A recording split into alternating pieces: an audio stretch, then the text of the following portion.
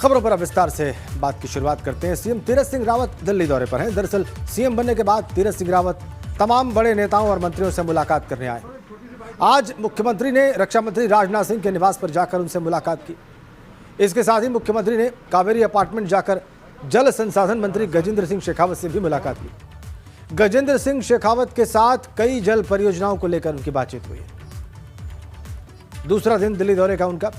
तमाम केंद्रीय मंत्रियों से वो मुलाकात कर रहे हैं। पहले वो रक्षा मंत्री से मिले, फिर जल शक्ति मंत्री से मिले। कई महत्वपूर्ण मुद्दों पर दोनों की बातचीत हुई।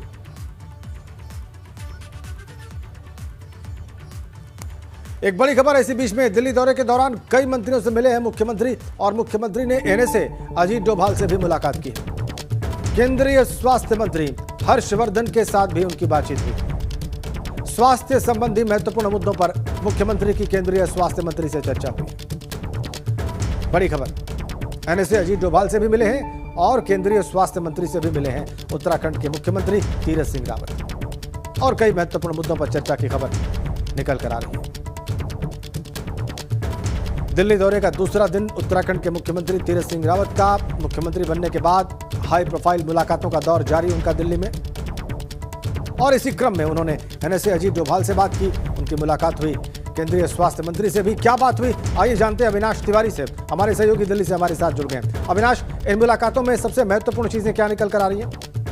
देखिए, अगर बात करें राजेंद्र, तो उत्तराखंड के विकास को लेकर तमाम सारी परियोजनाओं को लेकर केंद्रीय मंत्रियों से मिलने हैं उत्तराखंड के सीएम। और इस वक्त अगर मैं बात करूं तो अजीत डोभाल के घर में मौजूद हैं, जहां पे तमाम तरीके से अजीत डोभाल के साथ बातचीत हो रही है। क्योंकि अगर बात करें तो याद करिए, कुछ दिन पहले हिमाचल प्रदेश के मुख्यमंत्री का बयान आया था कि चाइना जो है सरहदी इलाके में उसकी गतिविधियां बढ़ रही हैं, और इसको लेकर उन्होंने केंद्र सरकार को रिपोर्ट भी दी थी। क्योंकि उत्तराखंड का भी एक लंबा हिस्सा चाइना बॉर्डर के साथ जुड़ा हुआ है, तो वहाँ किस तरीके से क्या सिचुएशन है। और इसके अलावा जिस तरीके से अगर बात करें तो पुराने जो मुख्यमंत्री थे त्रिवेंद्र सिंह रावत, वो भी सीमावर्ती इलाकों में इंफ्रास्ट्रक्चर मजबूत करने की बात कर रहे थे, जिससे कि पलायन रुके और वहां पे जो बॉर्डर एरिया है वो मजबूत हो। तो उसको लेकर भी सीएम लगातार बातचीत कर रहे हैं। खुद रक्षा मंत्री से उन्होंने बातचीत की, सीडीएस बिपिन रावत से बातचीत की। इसके अलावा अगर आप बात करें तो अब अजीत डोभाल के घर पहुंचे, और लगभग पिछले 40 मिनट से अजीत डोभाल के घर में ये मुलाकात चल रही। काफी महत्वपूर्ण मुलाकात है। इसके अलावा अगर बात करें तो केंद्रीय स्वास्थ्य मंत्री डॉक्टर हर्षवर्धन से भी उनकी मुलाकात हुई, जहां पर उन्होंने कोरोना को लेकर बातचीत की, किस तरीके से कोरोना को तीसरी लहर में तैयारियां की जाए। इसके अलावा टीकाकरण के अभियान को लेकर भी उन्होंने बातचीत की कि टीकाकरण अभियान किस तरीके से तेज किया जाए प्रदेश के अंदर, और टीकाकरण की मांग भी की केंद्र सरकार से कि टीकाकरण ज्यादा से ज्यादा दिया जा सके, जिससे कि उत्तराखंड की तमाम जनता का टीकाकरण किया जा सके। इसके अलावा अगर बात करें तो केंद्रीय जल संसाधन मंत्री गजेंद्र सिंह शेखावत से मुलाकात की, और कई सारी सिंचाई परियोजना, हर घर नल जल परियोजना को लेकर बातचीत की। बहुत शुक्रिया आपका अविनाश। चलिए आगे बढ़ते हैं। दिल्ली और यूपी में अनलॉक की प्रक्रिया शुरू हो गई है, और ऐसे में अब उत्तराखंड में भी अनलॉक की प्रक्रिया बहुत जल्द शुरू हो सकती है। कहा जा रहा है कि शुरुआत में उत्तराखंड में कम संक्रमण वाले इलाकों में बाजार खोलने की तैयारी है, लेकिन यह फैसला प्रदेश सरकार जिलाधिकारियों की रिपोर्ट के आधार पर ही लेगी। उत्तरकाशी, अल्मोड़ा, चंपावत और रुद्रप्रयाग जिलों में अभी कोविड के एक्टिव केसेस दूसरे जिलों से कम हैं, और ऐसे में यहां पर छूट मिल सकती है। तो जिन इलाकों में संक्रमण कम है वहां पर बाजार खोलने से अनलॉक की शुरुआत हो सकती है उत्तराखंड में। जिलाधिकारियों से 10 दिनों के भीतर जानकारी मांगी गई। निश्चित रूप से ग्राफ नीचे आ रहा है, लेकिन अगर आप देखेंगे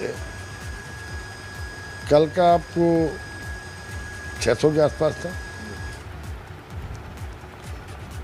उससे पहले दिन आपको 1000 मिला, उससे पहले दिन 500 कुछ था, उससे पहले दिन 800 कुछ था। अभी आंकड़ों का इंतजार कर रहे हैं, और तहसील वाइज हम लोग आंकड़े मंगवा रहे हैं। तो कल आंकड़े प्राप्त होने के बाद अगर आशानुरूप आंकड़े होंगे तो निश्चित रूप से ढलाई दी जाएगी। आइए आपको उत्तराखंड के ताज़ा आंकड़े बता दें। कोरोना के आज यानी पिछले 24 घंटों में कोरोना के 446 नए केसेस सामने आए, और कोरोना से 23 और मौतें हुई हैं पिछले 24 घंटों में। आज 1580 मरीज ठीक होकर डिस्चार्ज हुए।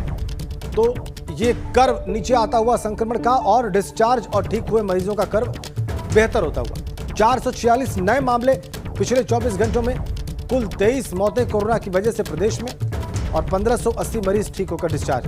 देहरादून में 121 नए मामले आए हैं, बागेश्वर में 6, चमोली में 23, चंपावत में 4, देहरादून में 121, हरिद्वार में 67। ऐसे ही नैनीताल में 25, पौड़ी में 20, पिथौरागढ़ में 61, रुद्रप्रयाग में 9, टिहरी में 54, उधम सिंह नगर में 26 और उत्तरकाशी में 23 नए कोरोना केसेस सामने आए।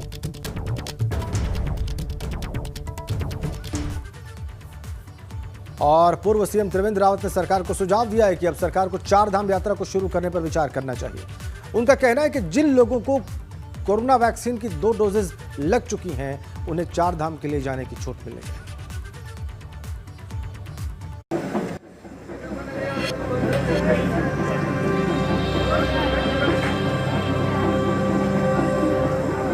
जैसे वैक्सीनेशन हो गया जिन लोगों तो हमको धीरे धीरे सेक्टर को खोलना ही है, खोलना ही चाहिए।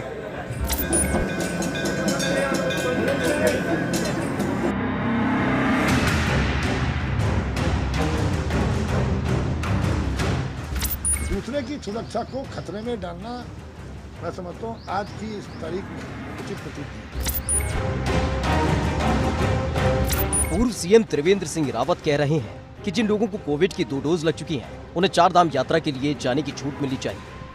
पूर्व सीएम की दलील है कि 4 धाम यात्रा हिंदुओं की आस्था से जुड़ी है। ऐसे में कोरोना के मामले कम हो रहे हैं, इसलिए सरकार को यात्रा को अनलॉक करने के बारे में सोचना चाहिए। जिन लोगों को डबल वैक्सीनेशन हो गया है, उनके लिए हमको इस यात्रा को ओपन कर देना चाहिए। और जो हमारे पंडित पुरोहित है, अगर उनमें से किसी का डबल वैक्सीनेशन नहीं हुआ है तो उनको वैक्सीनेट कर देना चाहिए प्राथमिकता के आधार पर, ताकि जो हमारी यात्रा है, देखो हमारी यात्रा का सीजन है जून का महीना, जुलाई से तो वैसे ही बारिश के कारण 25 जून के बाद वैसे ही बहुत कम हो जाती है। अगर हम 10, 15, 20 दिन अगर यात्रा को खोलते हैं और जो वैक्सीनेशन जिनका डबल हो चुका है, तो उससे एक तो लोग जो ईश्वर के प्रति आस्था है, विश्वास है, उनका विश्वास वो अपना वहाँ पर बंधन करना चाहते हैं, तो उनको एक आत्मिक सुख मिलेगा। कोरोना की वजह से अभी तक 4 धाम यात्रा को शुरू करने का फैसला नहीं लिया गया। अभी सिर्फ तीर्थ पुरोहित ही मंदिरों में पूजा अर्चना कर रहे हैं। पूर्व सीएम के बयान पर राज्य सरकार के प्रवक्ता सुबोध उनियाल ने कुछ इस तरह से जवाब दिया। त्रिवेंद्र जी मुख्यमंत्री रहे हैं और जब कोई भी सुझाव देंगे तो उसमें निश्चित रूप से गंभीरता होगी, लेकिन इस बारे में हम लोगों ने विचार किया था। लेकिन उसमें प्रश्न आ रहा है कि जिसका 2 डोज लग चुकी वो स्वयं तो सुरक्षित है, लेकिन वो कैरियर भी है। दूसरे की सुरक्षा को खतरे में डालना मैं समझता हूँ आज की इस तारीख में उचित प्रतीत नहीं। उत्तराखंड में 20 जून के बाद मानसून की बारिश शुरू हो जाएगी। जाहिर है अभी करीब 2 हफ्ते का समय बाकी है जब 4 धाम यात्रा ठीक से संचालित हो सकती है, क्योंकि बरसात के मौसम में तो यात्रा ज्यादातर समय बाधित ही रहती है। एबीपी गंगा के लिए देहरादून से रवि केंद्रा की रिपोर्ट। तो पूर्व मुख्यमंत्री त्रिवेंद्र रावत की मांग है कि अब 4 धाम यात्रा को खोलने पर विचार करना चाहिए। इस पर गंगोत्री धाम के पुरोहितों की प्रतिक्रिया भी सामने आई है। उनका कहना है कि सरकार को ऐसी व्यवस्था करनी चाहिए थी कि यात्रा भी चलती रहे और कोविड के नियमों का भी पालन होता रहे। पुरोहितों का यह भी कहना है कि अगर पूर्व मुख्यमंत्री को उनकी इतनी ही चिंता है तो फिर उन्होंने सीएम रहते हुए पुरोहितों और हक हुकूकधारियों के हितों के बारे में क्यों नहीं सोचा। तीर्थ पुरोहितों ने पूर्व में भी कहा है कि सरकार ऐसी कोई व्यवस्था करे जिससे जो है यात्रा भी चलती रहे और कोविड का भी पालन हो सके, जैसे 72 घंटे की RT-PCR तमाम ऐसी बातें तीर्थ पुरोहितों ने कपाट खुलने से पूर्व कही।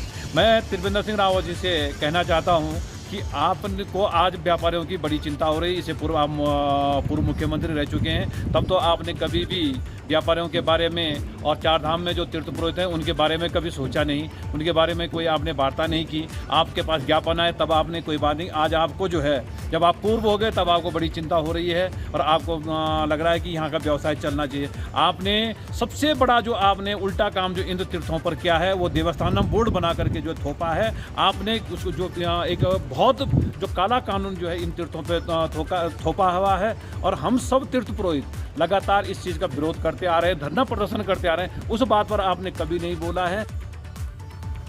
इधर जोशीमठ में बद्रीनाथ से जुड़े तीर्थ पुरोहितों का क्या कहना है, आपको ये भी दिखाते हैं।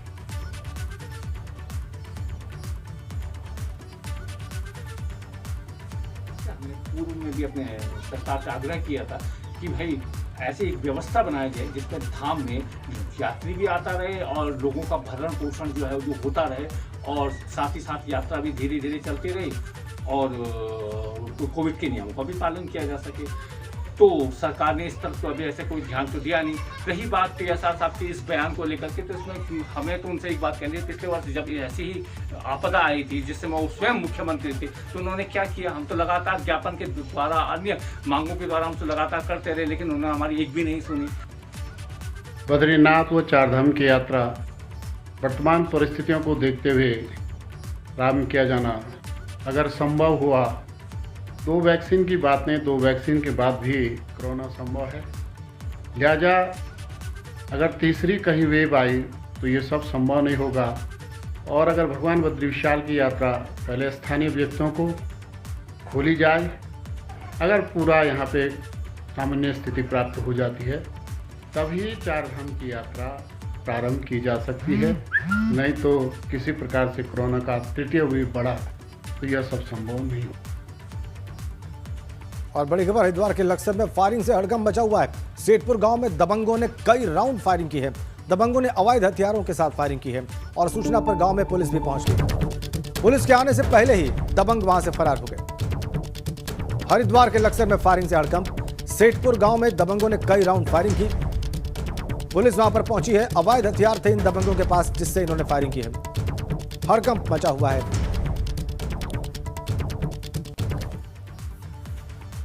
और जब पिथौरागढ़ के धारचूला स्वास्थ्य केंद्र में एक बहुत बड़ी गड़बड़ी सामने आई है।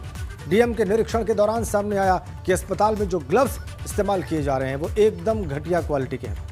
डीएम के आदेश पर संबंधित फर्म के खिलाफ एफआईआर दर्ज कराई गई है और साथ साथ हॉस्पिटल में जो ग्लव्स थे वो सीज कर दिए गए।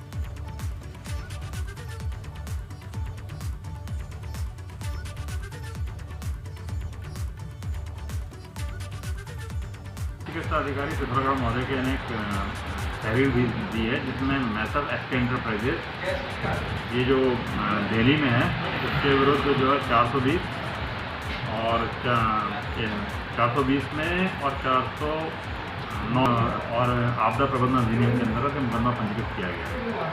इस संबंध में अभी हमने जो है ग्लव्स जो हॉस्पिटल में थे वो सीज कर दिए और जो अग्रिम कार्रवाई के रूप में अभी बेचना जारी। इधर हल्द्वानी के लालकुआं में प्रांतीय उद्योग व्यापार मंडल के पदाधिकारियों ने बाजार खुलवाने की मांग को लेकर प्रदर्शन किया। व्यापारियों ने थाली और शंख बजाकर प्रदर्शन किया। इन्होंने कहा कि आर्थिक तंगी से जूझ रहे व्यापारी को कर्फ्यू से राहत देने के लिए बाजार खोलने की इजाजत मिलनी चाहिए। अरे नारे तो लगा लो।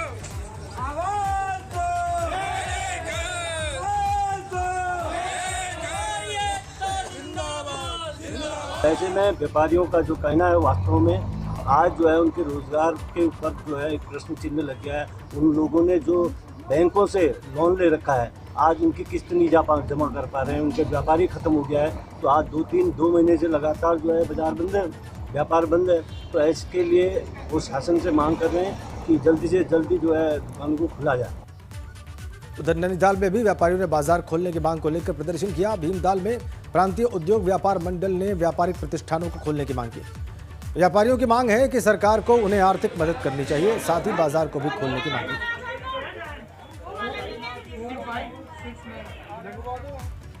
और बड़ी खबर है, उत्तराखंड में ब्लैक फंगस के 20 नए मामले सामने आए हैं। ब्लैक फंगस की वजह से आज 3 मरीजों की मौत की खबर आ रही है। ब्लैक फंगस के उत्तराखंड में अब कुल मामलों की संख्या हो गई है 299। 3 मरीजों की मौत की खबर ब्लैक फंगस की वजह से। कुल मामले उत्तराखंड में 299 ब्लैक फंगस के। 3 मरीजों की मौत। अफसोसनाक खबर ब्लैक फंगस से जुड़ी हुई। उत्तराखंड में 20 नए मामले रिपोर्ट हुए हैं ब्लैक फंगस के पिछले 24 घंटों में उत्तराखंड। और रुड़की के बनेड़ा गांव में ग्रामीण कोविड वैक्सीन लगवाने से डर रहे हैं। सूचना मिलने पर प्रशासन और स्वास्थ्य विभाग के अधिकारी मौके पर पहुंचे। इसके बाद जनप्रतिनिधियों ने किसी तरह से लोगों को समझाकर टीकाकरण शुरू कर दिया। टांडा बनेड़ा गांव में स्वास्थ्य विभाग ने 4 दिनों से शिविर लगाकर वैक्सीन लगाने का अभियान चलाया हुआ है। इसमें टीमें गांव-गांव जाकर 45 साल से ऊपर की उम्र वाले लोगों को कोविड का टीका लगा रही हैं। लेकिन कुछ जगहों पर अफवाहों के कारण लोग इसका विरोध भी कर रहे हैं। लॉसमेंट हो रहा 3 दिन से, मस्जिद में भी हो रहा था और वैसे रिक्शा में भी लॉसमेंट हो रहा था। मोबाइल पर जो खबर सुनी गई थी, जो अफवाहें उड़ रही थी, उनकी वजह से कोई भी टिक्का लगवा नहीं जा रहा था। बड़े बड़े अधिकारी आए, उन्होंने समझाया बुझाया, डॉक्टर आए थे, उन्होंने भी समझाया बुझाया, सभी लोग टिक्का लगवा रहे हैं। जो रह रहे उन्हें भी कहा जाएगा, मैं भी लगवाऊँगा। सबके प्रयास से काफ़ी लोग आ रहे हैं। अब मैं कोशिश करूँगा, चाहूँगा कि सभी से, आपसे भी वो अपील है कि आप अपने माध्यम से भी सबको बताएं कि ये इंजेक्शन पूरा सेफ है या किसी के लिए नहीं बना है कि हिंदू के लिए है, मुस्लिम के लिए है, सिख के लिए है, सब एक ही वैक्सीन है। अगली खबरों में आगे बढ़ते हैं। पिथौरागढ़ के जिला अस्पताल में बीते 4 महीने से ऑक्सीजन प्लांट के लिए भवन बनकर तैयार है, पर अभी तक भवन में ताले लगे हुए हैं। मुख्यमंत्री तीरथ सिंह रावत भी अपने दौरे के दौरान जल्दी ऑक्सीजन प्लांट शुरू होने की बात कह गए थे, मगर अभी तक प्लांट शुरू नहीं हो सका है। कोविड प्रभारी मंत्री बिशन सिंह चुफाल का कहना है कि पाइपलाइनें बिछाने का काम पूरा हो चुका है, अब हफ्ते भर के भीतर प्लांट शुरू हो जाएगा। जिला अस्पताल है, उसमें आपका ऑक्सीजन प्लांट लग रहा है, उसमें केवल पाइपलाइन बिछनी थी, वो भी पूरी हो चुकी है। 1 सप्ताह के भीतर मेरे सुन कि 1-2 दिन के अंदर का ऑक्सीजन प्लांट वहाँ पर लोगों को सप्लाई हो जाएगी। दूसरा बेस हॉस्पिटल में, और बेस हॉस्पिटल में भी आपका ऑक्सीजन प्लांट लग रहा है, और दूसरा धारचूला में, तो इसमें समय लगेगा थोड़ा। इसमें लग रही है, बहुत सारी जगह लग रहा है, अभी मुख्यालय में लग रहा है, धीरे धीरे हमको इसको आगे फैला रहे हैं। गाँव तो जगह छोटे सामुदायिक स्वास्थ्य केंद्र तक, हर स्वास्थ्य केंद्र तक, यहाँ तक कि न्याय पंचायत स्तर तक पहुँचाने की सरकार की योजना। इधर पौड़ी में आशा वर्कर्स ने अपनी प्रोत्साहन राशि बढ़ाने के लिए सरकार से गुहार लगाई है। आशा वर्कर्स का कहना है कि कोरोना महामारी के दौरान वे जिम्मेदारी के साथ अपनी ड्यूटी कर रही हैं और ऐसे में सरकार को इनके बारे में सोचना चाहिए। आशा वर्कर्स का यह भी कहना है कि सरकार को इनकी प्रोत्साहन राशि 1000 से बढ़ाकर 5000 कर देनी चाहिए। इधर खटीमा में वन विभाग की लाख कोशिशों के बावजूद लकड़ी तस्कर बाज नहीं आ रहे। मुखबिर की सूचना पर खटीमा वन विभाग की टीम में साल के अवैध लकड़ी से भरी एक ट्रैक्टर ट्रॉली पकड़ी। हालांकि लकड़ी तस्कर मौके से फरार होने में कामयाब हुए।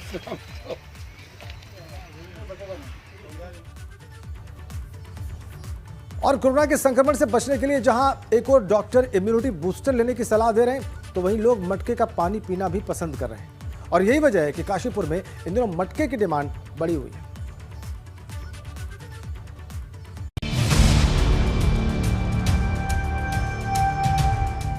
काशीपुर शहर की सड़कों पर इन दिनों मटकों की भरमार है। सड़क पर जहां तहां मटके बिखरे मिलेंगे। कुम्हार का कहना है कि कोरोना की वजह से मटके की बिक्री काफी बढ़ गई है। क्या फायदे हैं घड़े का पानी पी के? ठंडा पानी भी आराम है, नहीं होगा। और क्या लोग खरीद रहे हैं घड़े? कितने घड़े बेच दिए इस बार? कोरोना से बचने के लिए डॉक्टर ठंडा पानी पीने से परहेज करने की सलाह देते हैं। यही वजह है कि लोग अब फ्रिज का पानी पीने की बजाय मटका का पानी पीना पसंद कर रहे हैं। घड़े का पानी कहीं ना कहीं बहुत उपयोगी है, और जो एक थ्रोट इन्फेक्शन, गले का इन्फेक्शन, बहुत सारी ऐसी चीज़ें देखने में आती हैं, वो घड़े के पानी से नहीं है। निर्मलता, शुद्धता घड़े के पानी का एक प्रतीक है, जिसको हम लोगों को अपने जीवनचर्या में आगे लाना चाहिए। देखा जाए तो कुम्हार की सबसे ज्यादा बिक्री दिवाली के मौके पर होती है, लेकिन पिछली 2 दिवालियां तो कोरोना के खौफ में बीत गई, जिससे कुम्हार को मायूसी हाथ लगी। जाहिर है मटके की बिक्री बढ़ने से कुम्हार भी खुश है। काशीपुर से विकास गुप्ता, एबीपी गंगा। इस रिपोर्ट के साथ ही उत्तराखंड प्राइम के इस अंक में फिलहाल इतना ही। शुक्रिया।